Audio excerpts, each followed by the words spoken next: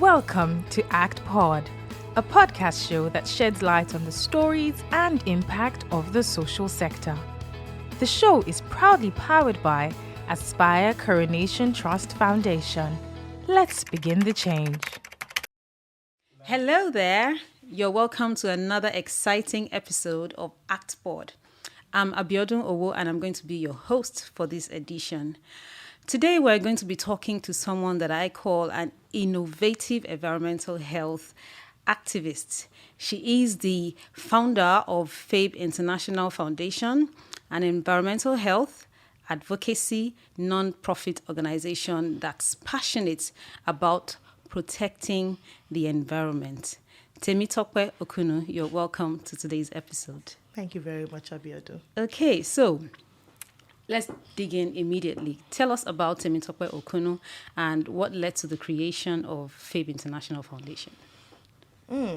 I would say about 16 years ago, Temitope Okunnu was still a very young girl in the university. I contested and won the first ever Miss Environment in Nigeria. And as every other queen, you must have a pet project.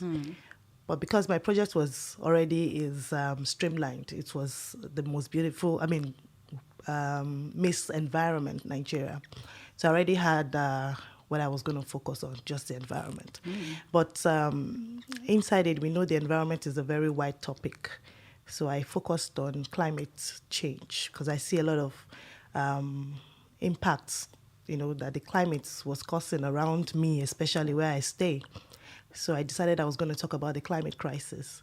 I reigned for 2 years unexpectedly, but then I think it was a good sign. And then immediately I reigned, I decided to go into social development. So I came up with FABE, Foundation for a Better Environment. It's actually the name, FABE International Foundation, now registered as a non-for-profit environmental NGO. And that was how it started. The passion was there. I guess why I won wasn't because of just the beauty and the brains alone, but combination of both and the fact that I was very passionate about what I wanted to do concerning the Nigerian environment. And I didn't stop till now. Oh, great. Great. That is really daring, I must say. Yeah. Okay, so we know that FABE International Foundation, when you founded it, it was for the protection of the environment. Tell us, what has the response been like to date from the communities that you work with? Have they always received it well? Have they always been positive about protecting the environment? Yeah, just like you rightly said. For a non-profit like FABE, who focuses majorly on advocacy, not just the normal kind of advocacy, but an experiential advocacy that exposes you to a lot of training, education, and empowerment. Communities have accepted us so well. Surprisingly, we deal with waste. Waste management, conservation, and you know how Nigerians react to waste. Like, what is this? Idoti. And we were able to convince them that waste is not waste. It is a resource. So there's something we say at FABE: waste is not a waste until it is completely waste is not a waste until it is completely wasted. And for that, they're like, what does that really mean? Then we break it down through teaching, sensitization, trainings, and then lastly, of course, empowerment. The empowerment is always the most interesting part because when they see that their waste can be converted to money, they're like, oh, really? And you know how it is, even in the world today, everybody needs money, some form of money or value, for their everyday, day-to-day activities. So the fact that you can turn tires that has been wasted on the roadside or PET bottles on the at the dump site or even in your gutters, and then you can take it and reuse it into something beautiful that you can keep at home in your office, or you can even sell or train more people, is so fascinating to them. So for us, the people have received the skills so well. The community have received the skills as well so well. In fact, they are still begging us, please don't leave Lagos because we had told them we're not going to be in Lagos this year. And they're like, we still have so many schools you need to reach out to. We still have so many communities. Why would you leave when you're not even done? And we're like, don't worry. There's still people, we're still going to come around. There's still people that still need us as well. We need to be able to, spread our tentacles around, the communities, even not just in Lagos. And then you that we have taught, you're supposed to also take up the mantle and teach others. That's why we taught you. So in a nutshell, they have received this so well. And we're so proud of what ACT and FABE have been able to do. Yeah. Thank you very much. Did I mention that Temitope Okunnu through FABE International Foundation has actually trained over 20,000 young people and women in waste management and other things, concerning the environment? I'd like you to please tell us one or two success stories from these trainings.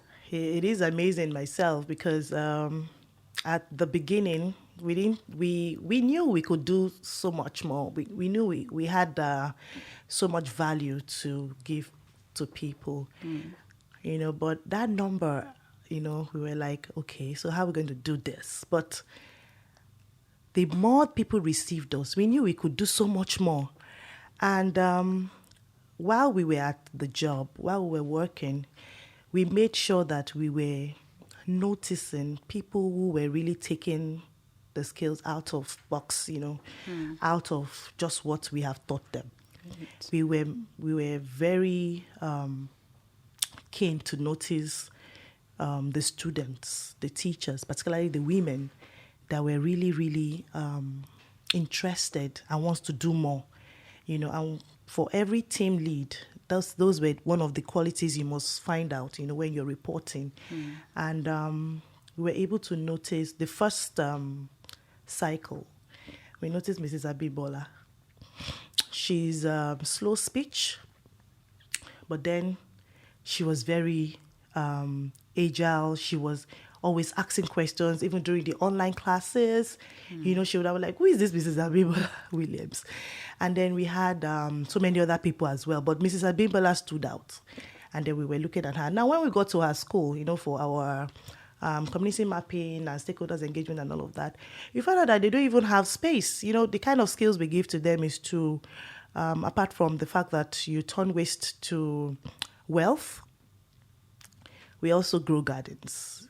Right. Food gardens, where you would be asked to, form a group and then come up with some kind of food you would love to eat at the end of the session or at the end of the training.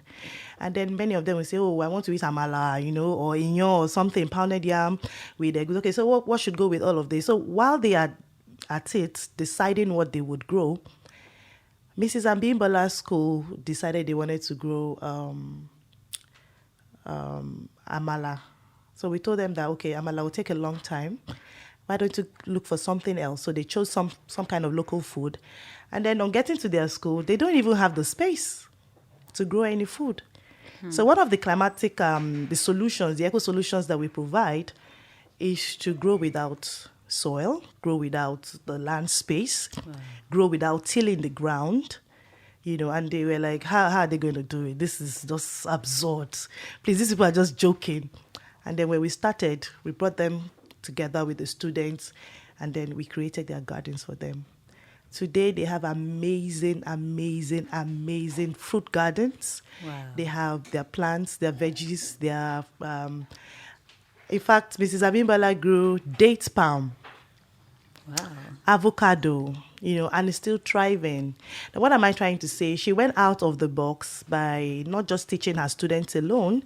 She went to another school outside of our own educational district and then taught the whole school.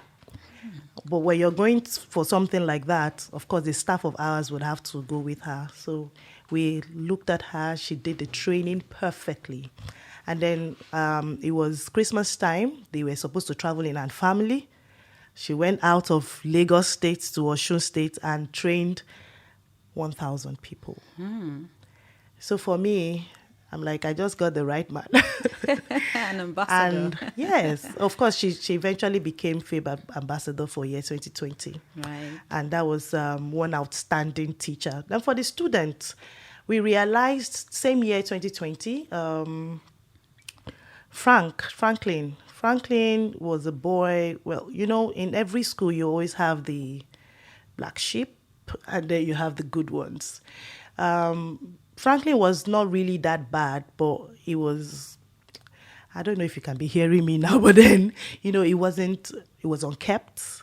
He was very quiet, always quiet in class. So he doesn't really talk to anybody. So because they already relegated him to that kind of person. So the project for me brought out who Franklin really is, because we noticed Franklin. He was not even part of the ECHO ambassadors. ECHO ambassadors are the students that are in the project. So when you have done the training, you become an ECHO ambassador, certified ECHO ambassador. So he was not even part of the ECHO ambassadors. But one day we saw him, and then he decided to help out in the garden. And we said, well, why not? And then another day, he decided to help one of our project officers to upcycle a PET bottle into an Ottoman seat. And he was the best in class, because every training session, we must identify the best students. Okay. So one of the best students was Franklin. And I said, well, according to the list of students in this school, there is no Franklin. So who is this Franklin? I said, well, he's a mentee. Oh, okay. Bring him on. And then he started training with the children, with the other peers, and then with the project officers. And then at the end of the day, we found out that Franklin was the best student. He did so well, even better than the people that we trained one-on-one.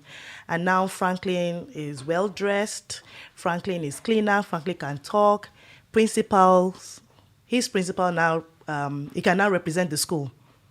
When the principal sends them out like that, he calls on Franklin to represent the school. And I'm like, Franklin. So Franklin is now a FABE.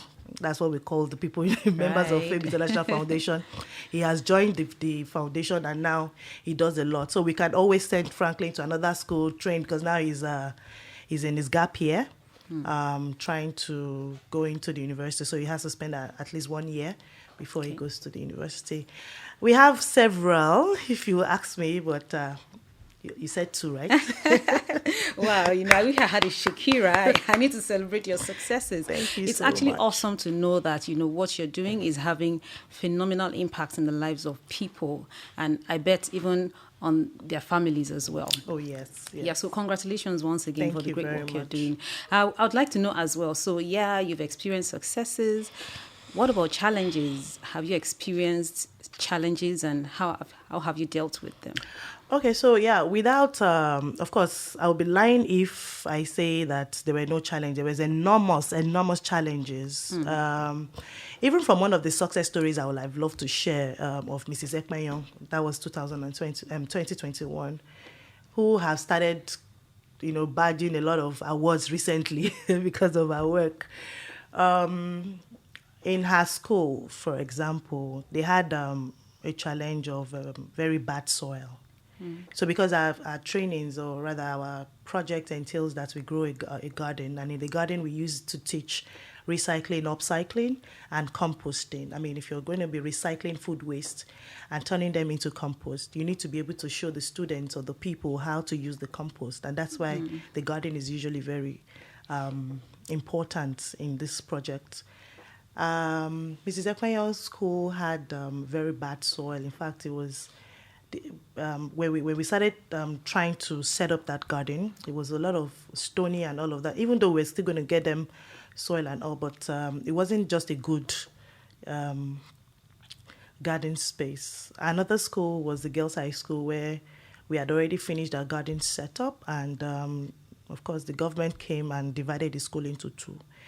And we were told not to even go to that part of the garden, and if we go, it's in our... we had challenges of flooding, which is actually way over our own power to to do anything. But in those two instances, we were able to create something, even though we didn't have that much space. We were able to create a small garden, raised gardens, vertical gardens. They've never seen it before. It was exciting. So for every challenge, we were able to come up with a bang.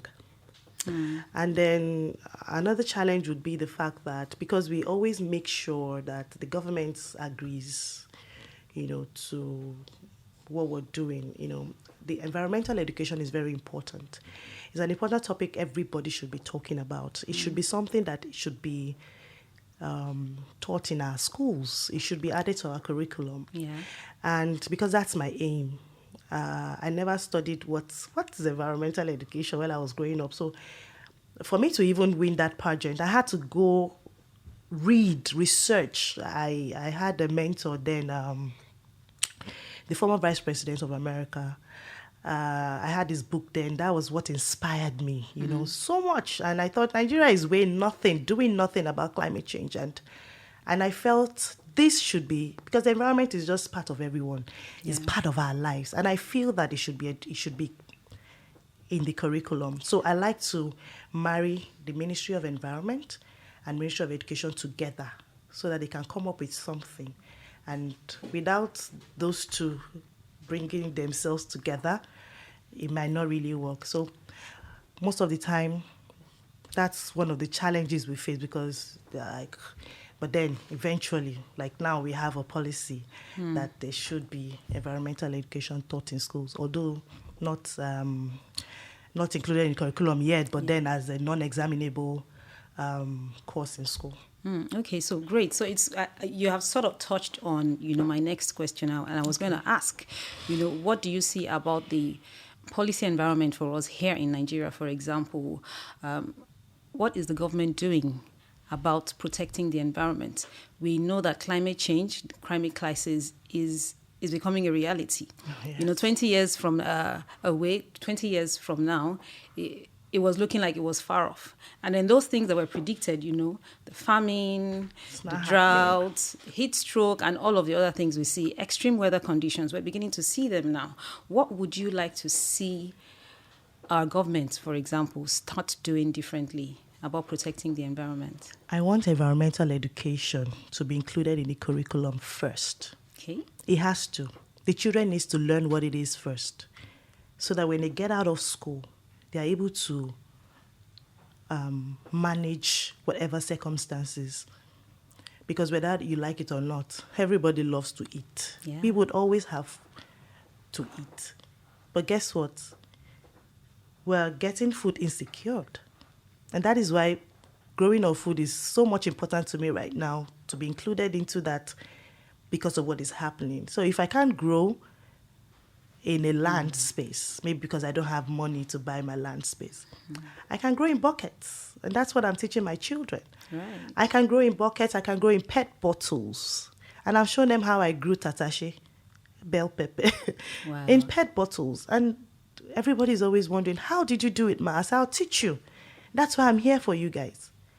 I can grow in pure water sachet if that's what you drink at home. So don't throw it away. It's even money. So we can see it is glaring now to us. Just yesterday, no, not yesterday. I think it was on Friday because I didn't go out yesterday. It was on Friday when I was going to work. And I just, just suddenly just see a pool of water from nowhere. And it's just because, and you can't move. Unfortunately, I was driving a very low car. So I can't move. If I should enter that place, I have to. So I took my phones. I mean, that's very typical of me. Started recording, just to show people, look at what I'm trying to say and all of that. There's flooding issue, there's food insecurity, there's heat stroke. The other day I said I want to be like my people. They don't have the car to ride now, which I pray that in the next few years or few months, they would have their own car with AC. So I said I was going to walk with them down the street.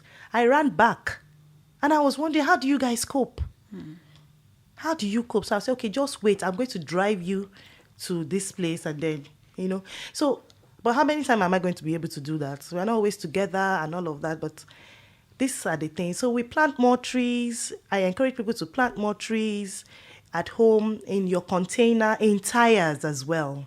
So those tires do not have to be on the street anymore. Bring them in. I'll teach you how to upcycle them into planters. Paint them to your choice color, and then put it in front of your house. So you can always have shade, and it can give you oxygen, taking carbon dioxide in the night. You can grow your own food. If it is a wedu you like, grow it in the container. It will germinate. If it is for vegetables, any kind.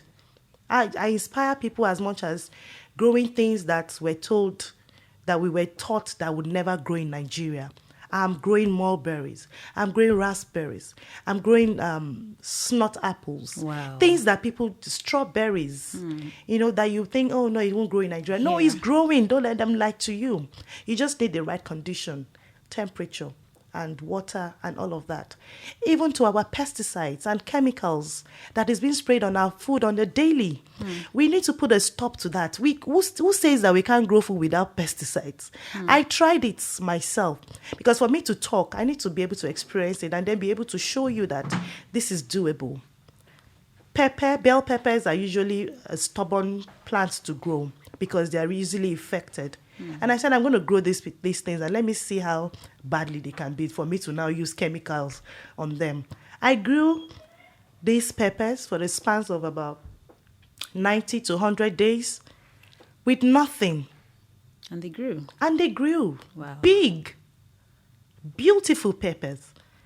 So I just feel, when people say you want to grow food, enormous food, and then they're not growing on time, and so you want to just, that quick lifestyle. I mean, we just have to let's take it easy. All the pesticides sprayed into the air, they come into the water at the end of the day, and then we eat it, and then you come up with cancer, and then you're like, how? The food, the water, and just the way we live our life. So we need to start living a sustainable lifestyle for us to be able to live longer. Thank you so much, Temitope. I know we can go on and on, and we won't even end this today. Yeah, so like we know, Aspire Coronation Trust Foundation is a grant-making organization that funds organizations like FABE International Foundation who work for the vulnerable in the society. And we've funded FABE International Foundation for how long now? 3 years. 3 years. Okay, so would you like to tell us, what has the experience been like? How have you grown through the period that we've been partnering with you? Well, the best thing that has ever happened to FABE was ACT. Yay! So I was at the verge of actually giving up in 2019. And, when you have these fun ideas, things that that, is going to help people, and then you just don't have anyone to support you. Of course, my family is always support me. My husband supports me all the time. And sometimes it's going to even like, babe, what's up now? What's going to happen? We're not going to get funny. But, but then I applied one more time to ACT. And I said, if I do not get this grant this year for 2020, that's it. Then we'll see what will happen. But I just said that to myself, and I just told my staff, you know what, guys, we're going to try this one more time, and this is going to be the last time. And I'm sure we're going to get it. I'm like, amen. I'm like, okay, let's go. Let's do this. So we applied, and we got that letter. Oh, we were so excited that year. And it was 2020. It was during COVID. We're like, God, how? God, during COVID? And we knew we needed to launch. We've been doing it gently, just in few schools. But as soon as the grant came in, we went to 12 schools immediately. And awesome. COVID didn't stop us, Nothing stopped us, because we just felt this was the time God wanted us to do this, and we did. And apart from just the funding, ACT Foundation, I always say this anytime I have the opportunity to talk about ACT Foundation. ACT Foundation will always hold you, They taught us everything we know today, because, yes, the reason why we've not been getting grants must be something we're not doing right. And as soon as we were able to get it right, we got the grants. And not just that, the second time was, we must have done something extraordinary again for us to be able to get something good. And how did we achieve that extraordinary thing was not because ACT Foundation just left us.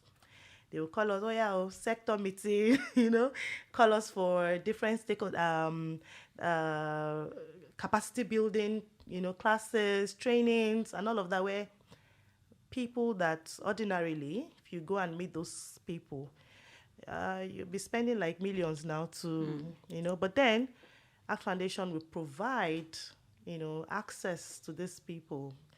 They will talk to us one-on-one and break it down, for us to be able to assimilate and gain understanding of how we should run the foundation. Not just it's not a charity organization. It's non-for-profit, but it's not for loss. So that's how we were able to learn how to, grow the foundation from merely just maybe providing one service or two services to, we provide a lot of services now, apart from the fact, yes, we are not-for-profit, but from what we do at FABE, people now call us to do several things for them. Organizations, embassies, families, schools, more schools, private schools and all. So it's been a very beautiful relationship. Right. I wanted to say sexy relationship, but it's really, really very lovely relationship because it's not just a grantee kind of relationship. It's a partnership. You hold my hand and I'm able to do well so that I can also deliver, accordingly to what your desires is. Yes. Okay. So you've been awesome. Thank you so much. And it's so good to get this feedback from you. Oh, yes. I say it all the time. Everybody knows that. Has been awesome. Yeah, we know Yes. that for Africa to actually grow, to develop, we need partnership. We cannot, one person cannot do it alone. The grantor cannot do that. No. Do this by himself or herself. No, we need can't do it alone. these partners. As we round up, I know you won a CNN award at some time. Could you please tell us about that? Oh, wow. Like I said, it was during the peak of COVID-19 and everybody was sitting at home. I'll just tell you a little story before the CNN. And then I sat down with my family. We were watching CNN because we wanted to know, that was the news that was giving us real feedback, real time of what COVID was out there. And then I watched the CNN Changemakers. And I saw a lot of women being featured, no Nigerian woman. I'm like, will it be bad if I'm featured on CNN? And then I remember my husband said, of course, you do more than what these women were doing and are doing rather. And I'm like, oh well, one of these days, sha. And that was it. And then we won the grant. And then suddenly, I think I was studying for something on my own. I was having a private time. My phone has been beeping. I don't like to have my phone, so I put it on. I had like several missed calls. And then later I heard the person must have dropped a message. So I said, that's the right thing to do. So I left. When I saw the message, I'm like, I saw the logo, CNN. I'm like, am I dreaming? So I went to meet my husband, like, please read this message for me because I'm not so clear. And then he read it out and said, it's CNN, they want to have an interview with you. For me, it was one of the high point of 2020. And ACT Foundation made this happen. Because, I've been working on my own, but we were not able to reach that much audience that got the attention, of CNN, And when I spoke to them, I'm like, do you want me to come to your office? And no, we're coming to you. We will come to your house. We will come to your office. We will come to one of your schools. And it was like, we don't want any wahala for you. We're just coming to you and to interview you and all that. So I'm like, wow, this is really wonderful. And I think it's a good thing because it didn't just end there. Because before the end of that year, they came back again to interview me. So twice in just 1 year. So for me, I think we're doing a great job. And not just me, it's myself and FABE and ACT Foundation. And I really want to thank you one more Partnership time. that works. Yeah. Goal 17. Okay, great. Thank you so much. It was really awesome having you on our podcast today.